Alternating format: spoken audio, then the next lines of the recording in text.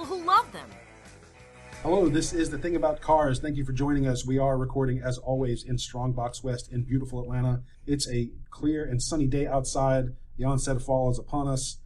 We really wish you could see how beautiful it is over here. At the table, we have Ronny, Beka, Ben, and I'm Mickey. We have two things on the agenda for today that we're going to talk about. So this may be a short episode, but let's just jump right into it. Car deals. What's that all about? So we're coming into the end of the year, ladies and gentlemen. October is the indicator, and I saved this for late October because November is kind of the definite, all right, new car season's coming out, new models are coming out. You can wheel and deal all you want on 2017, wait, no, we're in 2018. 2018 yes. Model cars. My sense of time is impeccable. 2019 models are coming out, and so they need to make 2018 models disappear. So here's a few tips for you to figure out how you can get the best deal out of your new car. If you are one of those people that needs a car that's brand spanking new, if you've listened to previous episodes, you know that I will always advise that you get a car that is a minimum of 2 years old. Yep. I recommend 3 to 5 on average to maximize the depreciation of the vehicle, because as soon as you buy a brand new car, it loses somewhere around, 10 to 20% of its value. Just by virtue of driving it off the lot. Exactly. Or titling it. Even if you tow it, the title alone, yes. Yeah. Right. So that's not for you people that are smart and savvy with your money. This is for you people that have a slight neurotic tick about having a car that was once owned by someone else and then dreaming up fantasies that they were some sort of murderer or pervert or whatever it might be. I'm not judging you. I don't know. You don't know what people do in cars before you purchase them. I've made that point before. I try not to think about it. I just want to enjoy the car. Yeah, exactly. Well, right. Apparently the previous owner enjoyed it just as much at some level. So if you want to buy that new car, the two things that you really need to look at is the desirability of the vehicle. If it is a car that is not typically wanted for one reason or another, and you can overlook whatever detail it is about that specific car. DOD. DOD is one of them, but I'm talking more about color combinations I'm messing around over here. or missing amenities. Say there's a car that doesn't have GPS on it, and most people would love GPS on that vehicle. That typically is your luxury brand vehicles, your BMWs, Mercedes, Lexus, etc. They feel almost slighted if their luxury vehicle doesn't have GPS. So if you take a model that doesn't have a 2018 model that doesn't have GPS but has everything else that you want, and it's been on the lot for more than 30 days, that's a magic number. If it's beyond 30 days, they will do whatever they can to get rid of that car. And again, to make room for 2019 models. But also there is, depending on the fiscal year, but a lot of them, it's a 1-1 issue. They have to pay taxes on the property that they own, and vehicles are one of those properties. So that's another reason for deals, especially as you get closer to the new year. They don't want to pay taxes on those cars. Yep, they want to dodge all of that. There was another point that usually happens for sales purposes. If you buy at the end of the month, for some weird reason, and I've tried to talk a lot of dealerships out of doing this, they try to close as many deals at the end of the month as they can just to make their numbers look good for their year over year. Mm-hmm. Because for publicly traded companies, a lot of these dealerships are owned by big conglomerations. Sonic Automotive is one, AutoNation is another. You may have heard of such dealer entities. You may not know what they are. They are just big corporations that buy up dealerships so that they can just streamline them as cash cows, and that's what they turn it into. They make some form of uniformity throughout all their dealerships. They brand it their way, and they try to turn it into a McDonald's or Burger King drive-through where you just show up, you have the same experience irrespective of where you go in the country. They try to fix their prices as much as they can. But more often than not, they are a publicly traded company. So if they are not showing their investors that they are making gains year over year, then they start losing investors, they start losing shares, et cetera, et cetera. Yep. So they will always have a huge push at the end of the month to get rid of their cars. So end of November, that is premium for buying a new vehicle if you need a brand new vehicle or if you want a 2018 model.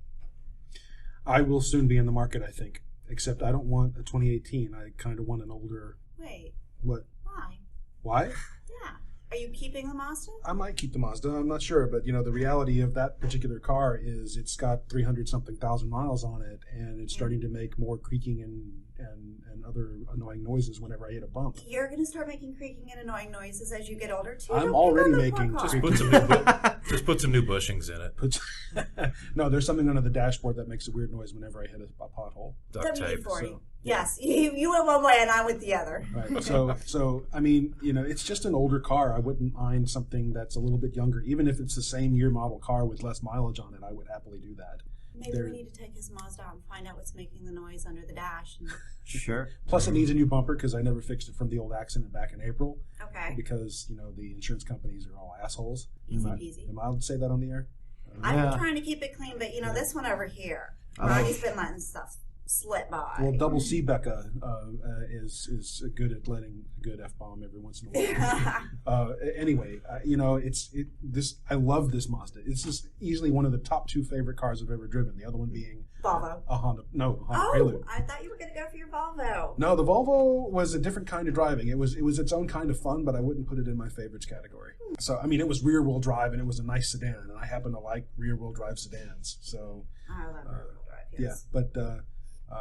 so I don't know. There may be a used car in my future, but I was remembering something that I think I shared on our behind-the-scenes group about somebody bought Blue Book, and J.D. Power bought NADA, the NADA guides to used car values. Yeah. And so in this country, the numbers that you see on Kelley Blue Book or the NADA guides are corporate-owned numbers that are artificially inflated, that if you go overseas to buy the same cars, they're less. Really? Yes. Mm-hmm. So I've never heard anybody call it NADA before. What's it called? NADA. NADA. Fine. I'm not saying it's inaccurate or anything. I'm just first time I've heard that. Yeah, well, you may be right. So NADA, the NADA guides. J.D. Power owns them. Then I think it's Cox or Auto Trader who bought. Auto Trader, I do believe. Yeah. And Auto Trader is owned by Cox. And that sounds about right, just because of what I did to sell the Edge, a process I went through. And there's this beautiful video that I had posted on the TTAC board, which is our behind-the-scenes board for our own internal communications. And this guy does an interesting sort of miniature expose on how these numbers are artificially inflated, specifically for the American car market, and we keep buying into their artificially inflated system. And he's got some good advice. So we'll share that video when this particular episode goes to publish. We will share that gentleman's video on our Facebook page or on our website, and hopefully have some more discussions about that because corporate. I have this knee-jerk reaction to everybody wholeheartedly buying into corporate culture, and I think corporate culture does more harm than good. Agreed. To Yeah. some aspects. Yeah. Well, I mean, we're no longer talking about cars if we really delve into corporate culture, but I think the notion of asking people to work 5 days a week in order to pay for the other 2 is not living, right? That is not, right. Yeah. Right. But that's a whole nother discussion for another podcast. The last agenda item we have for today's episode is something called Beka's Shocking Confession. Dun dun dun. Beka, please fill us in. I had mentioned earlier that I was at my friend's shop getting new tires for the Jeep. Mm-hmm. And what I have a tendency to do is go up. I mean, I enjoy hanging out with all of them up there anyways, but, talk about things, especially with the Jeep. I don't necessarily know what I want at this point. It's a new experience for me. So I know about tires. I just don't know about tires on a Jeep 4x4. So, going up, hanging out, talking about the various things. So the day came where my tires had arrived. I was going back up there to have the tires put on because having that equipment at home is too expensive, apparently. Yes. There was a car that they were working on. And it's almost shameful for me to say. I mean, I knew what it was right away, but I found it strangely intriguing, and it kind of breaks all of my rules. And it was the BMW i8. Oh. Uh-huh. Now, they lost me when they said electric. Mm-hmm. You know, they kind of lost me. They dispelled some of the mystique there for a moment. But I typically like more rounded cars as opposed to sharp angles. I'm not big on the imports, all of this. And there was something very interesting about this car. And I don't know, maybe I'm just now kind of realizing this. You know the car I'm talking about. Could you almost think it almost looks like a DeLorean? Think about it for slightly like the angle of the nose, not the yeah. back. Not at all. Yeah, the front, I mean, it has that slope effect, and it has an elongated nose because of the windshield effect. Mm-hmm. I'm trying to figure it out because there have been maybe 2 imports that have ever really had my focus. One of them being the DeLorean, another one was one of the Lotus cars. So I don't know. I have no idea why this thing reeled me over. I'm looking at a picture of the i8 right now. In fact, I'm looking at several. I'm walking over And this. my first thought is not DeLorean. My first thought is athletic shoe. Right? I see in that picture. Yeah. You know, I hadn't thought of that, but now that you mention it. Yeah. But see, look at that picture, and do you see why I'm kind of leaning towards what I said? It's the angle of You where sure the it's not car's just the at. doors? The No, gull wing because doors? the doors weren't even up. Hmm. And I got into an argument about the name of the doors with one of the guys there. But it just, I don't know.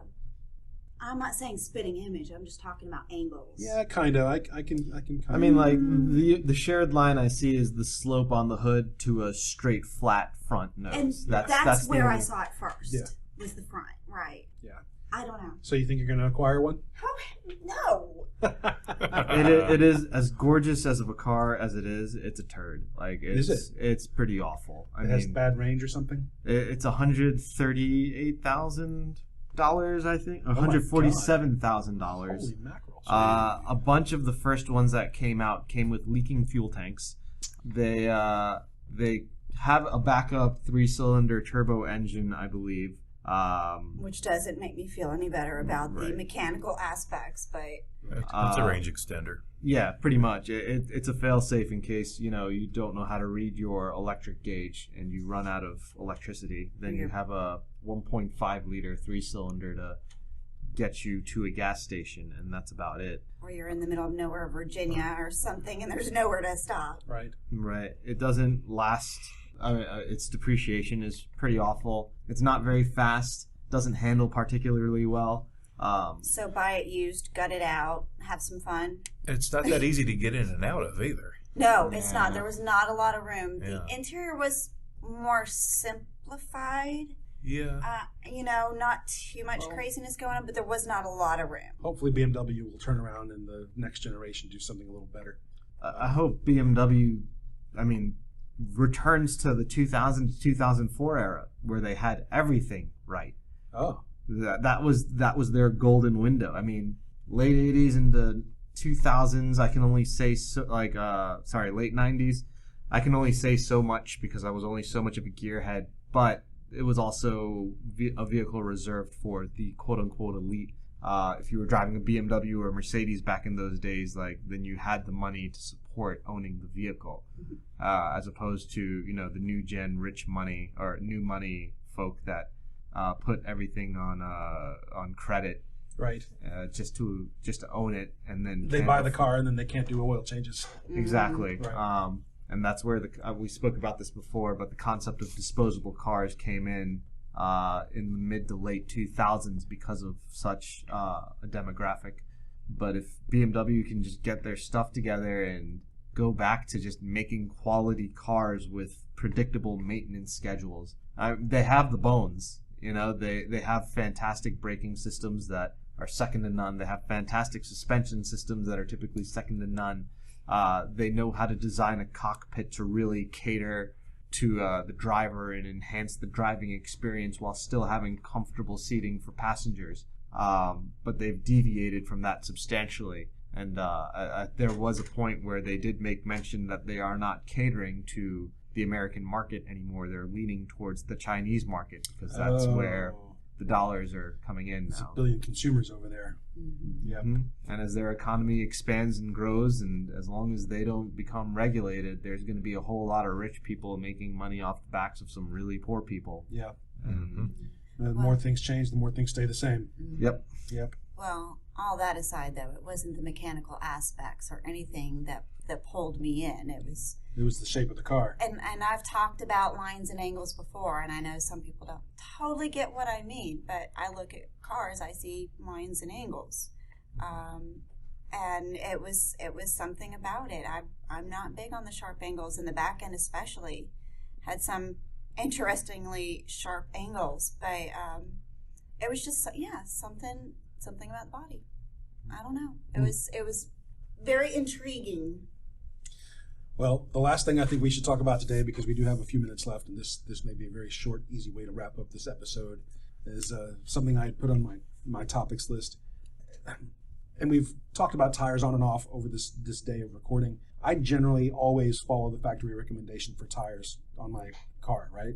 But if I upgrade the tire, and if I go up by 1 inch or 2 inch, or if I do custom rims or something, and the tire size is no longer the factory tire, how does the air pressure requirement in the tire change? Do I still follow factory guidelines even though it's no longer a stock tire? You would use the tire guidelines. Your tire shows your max pressure on there. Right. Most of them aren't going to be that radically different unless you're taking something with passenger tires and jacking it up and putting big old. I mean, All right. So there'll be some consistency. So let's say for a second that I have a stock tire on my Mazda, and it's the tire itself. If you read the sidewall, it says maximum pressure 45 psi.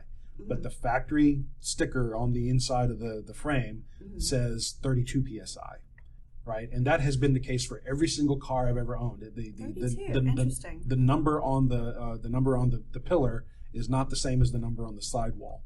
Well, the sidewall is going to be your max Right. PSI, so don't go above this, you're going to explode. Right. Typically, I used to run about 35, but on something like the Mustang, that would actually leave it just slightly lower than fully inflated, and that was to increase my gripping on I the think, road. too, that the car manufacturers probably go a little on the softer side because they don't want to get a reputation for their car having a hard ride. I see. Yeah.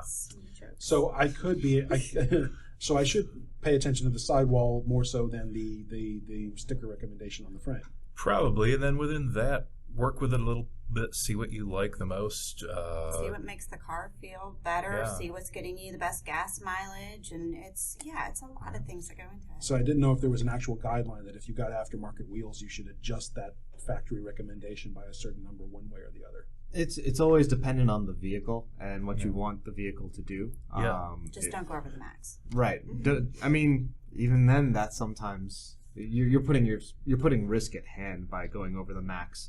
You can blow the tire out, and you'd be in trouble. But that being said, I run my tires over the max on one of my vehicles because the load requires it. It's a cargo van, so. But you've gotten to know that car, and you know that it can do it, and you know what it needs to do. So, Right. you know. And cargo tires tend to require higher pressures anyway. Exactly. Yeah, so. I'm just cheap, so I got tires that didn't fit the rating, but I still inflated it to the pressure. Anyway, beside the point. Ultimately, is if you want better gas mileage, rule of thumb, go with higher pressures. You reduce your contact patch. Yeah. But since you have a reduced contact patch, that means less resistance for your car to fight against. It means better gas mileage. If you want better grip, you want to make it so that your tires are softer. So usually 32 is as low as I recommend on that. If you want to, you should also bear in mind that will cause your tires to wear out. Yes. A little bit faster. Rather than if you had your tire pressures higher. If you have your tire pressures higher, you will wear out the center. If they're lower, you will wear out your edges. But if you're taking corners at 60 miles an hour, it's kind of a moot point anyway. Yeah, Well, that's the thing. If you're doing such high performance driving anyway, then you probably shouldn't be on the interstates. But right. Ben, you were about to say? Oh, well, like the aftermarket factor probably isn't as big a deal as meets the eye because whether it's a wheel or a tire, the approximate size of it is going to be fitting your wheel well. Yeah, fitting your wheel well, or be intended for something in that general size and weight class anyway. You're not going to put the same wheel and tire combos on your Mazda that you'd put on an F-150. True. Right, like my cars, I'm learning about new or a different kind of tire. Because Right. it depends entirely on the A car. few PSI is really going to be your variability, I think. Right. You know. So there's no real catastrophic thing that'll happen if I... I don't think so, no. Now, if you did want to put those F-150 wheels on your Mazda, there's a way to my make it Lord. happen. And There's probably a lift kit. We'll discuss that. Yes, good. Yeah. But also to keep in mind, like we mentioned earlier, with the changing of the seasons and hot and cold weather too, that's going to kind of adjust things as sure. well. Oh, yeah. What we should do is take the Mazda, jack it up, and turn it into a four-wheel drive vehicle. That'd be That's- so much fun. That would be fun. That's a lot of work. That's a lot of work. We'll discuss that next time. This is The Thing About Cars, recording as always in Strongbox West in Atlanta. Thank you for joining us. Thank you for visiting our webpage and our Facebook page to send us your suggestions and questions. If you'll find us on Patreon, you can help us raise a little bit of money to get better equipment. We would love to sound better for you guys, and new microphones would go a long way to helping us do that. And in the meantime, I think we'll just say be careful out there, and we'll see you next time. Bye-bye. Thank you for listening. This has been The Thing About Cars. We'll see you on the road.